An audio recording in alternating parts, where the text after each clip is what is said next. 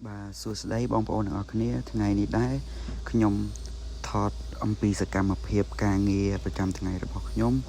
ឲ្យ បងប្អូន ទាំង អស់ គ្នា ទស្សនា កំសាន្ត អារម្មណ៍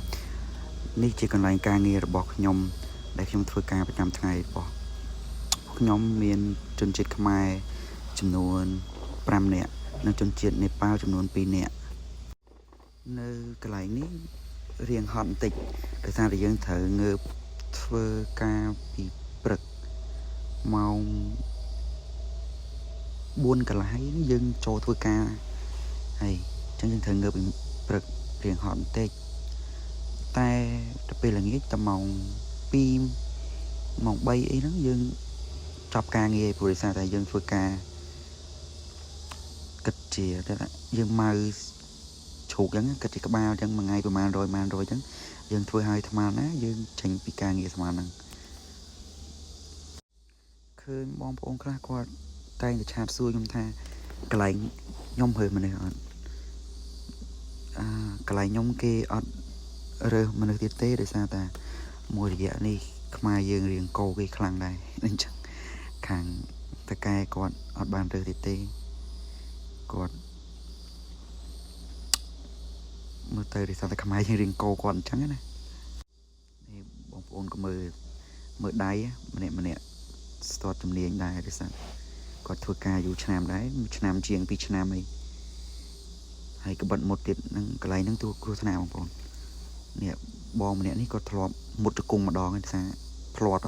មក មុត ជង្គង់ ម្ដង ធ្វើ នៅ ក្បែរ គ្នា អញ្ចឹង តោះ តែ យើង ប្រយ័ត្ន បើ មិន ប្រយ័ត្ន ទេ គឺ វា គ្រោះថ្នាក់ ឃើញ ការងារ អញ្ចឹង មែន ហត់ ណាស់ បងប្អូន អើយ ហត់ ខ្លាំង ណាស់ តម្រាំ តែ បាន ប្រាក់ ខែ រាប់ ពាន់ ពាន់ នេះ ហត់ ខ្លាំង ណាស់ មើល តែ ដៃ ទៅ ដឹង ហើយ ម្នាក់ មិនហ៊ាន ឈប់ សម្រាក ទេ ព្រោះ យើង ធ្វើ យើង ត្រូវ ប្រដាក់ ដៃ គ្នា ធ្វើ មិន ទាន់ គេ អ្នក ធ្វើ មុន គេ ជេរ គេ ថា ឲ្យ យើង ពេញ ហ្នឹង ណា បើ សិន ជា យើង ធ្វើ អត់ ទាន់ គេ អញ្ចឹង ហើយ នេះ បងប្អូន សិត តែ ជនជាតិ នេប៉ាល់ ទាំង អស់ គឺ ជនជាតិ នេប៉ាល់ នៅ រោងចក្រ ខ្ញុំ គឺ ច្រើន មែនទែន ច្រើន ខ្លាំង ឡើង 20 នាក់ ជាង គាត់ នៅ យូរ ឆ្នាំ ហើយ ម្នាក់ បងប្រុស ម្នាក់ នេះ គាត់ នៅ ពី អាណត្តិ ហើយ ពី អាណត្តិ អី ចឹង 4-5 ឆ្នាំ អញ្ចឹង ហើយ គេ មើល គេ កាត់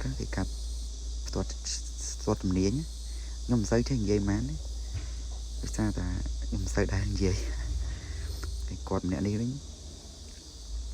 គាត់ ល្អ ហើយ នេះ ការងារ កាត់ ក្បិត គាត់ មិន សូវ មុត គាត់ អត់ សូវ សលៀន មិន សូវ មុត ប៉ុន្មាន ក្បិត ជ្រូក នៅ កន្លែង នេះ ធំ ៗ បងប្អូន ធំ មែនទែន 100 គីឡូ ជាង ធំ ធំ ជាង មនុស្ស ផង តែ បើ នៅ ខ្មែរ យើង វិញ ជ្រូក ធំ អត់ សូវ ត្រូវ ប៉ាន់ ទេ ត្រូវ ប៉ាន់ ជ្រូក ម៉ម តូច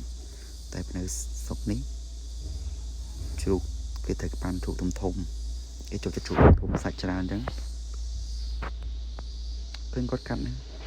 បង ម្នាក់ នេះ គាត់ ទៅ ចូល ទេ ចូល បាន ប្រហែល ជា 1 ឆ្នាំ ជាង គាត់ អត់ សូវ ស្ទាត់ ការងារ ប្រហែល ដែរ តែ បើ ម្នាក់ នេះ បងប្រុស ម្នាក់ នេះ គាត់ ជនជាតិ ខ្មែរ ការងារ គាត់ ល្អ ក្បិត គាត់ មុត មួយ ក្បិត ដាច់ ហើយ មួយ ក្បិត ដាច់ គាត់ ធ្លាប់ ដូច ខ្ញុំ និយាយ ពី ខាង ដើម ហ្នឹង គាត់ ធ្លាប់ ចូល ជង្គង់ ម្ដង ហើយ ដេក ផ្ទះ 3 ថ្ងៃ បាន ទៅ ធ្វើ ការ វិញ ចាក់ ជង្គង់ ខ្លួន ឯង ឡើង ប៉ុណ្ណា នៃ ឥឡូវ ឆ្នាំ ក្រោយ នេះ ប្រហែល ជា គាត់ ទៅ ខ្មែរ គាត់ ទៅ រៀបការ ធ្វើ ការ សិត ស្ទាយ កុំ ឲ្យ ឃើញ កាមេរ៉ា បាន យើង ថត អញ្ចឹង ស្ទាយ ហ្មង គាត់ ធ្វើ ការ គាត់ ហត់ ណាស់ កន្លែង នេះ គាត់ ចូល ម៉ោង 4 កន្លះ តែ គាត់ ចេញ មុន គេ គេ អត់ សូវ ឲ្យ គាត់ សម្អាត ទេ គឺ គាត់ ចូល មុន គេ ចេញ មុន គេ គេ អត់ ឲ្យ សម្អាត ទេ កន្លែង នេះ ដែរ បងប្អូន គេ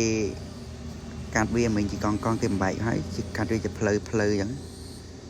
គេ មក បែងចែក សាច់ ផ្សេង ទៀត ហ្នឹង ដូចជា សាច់ ជ្រូក 3 ជាន់ ទៅ ផ្សេង សាច់ ភ្លៅ ទៅ ផ្សេង ឆ្អឹង ជំនី ទៅ ផ្សេង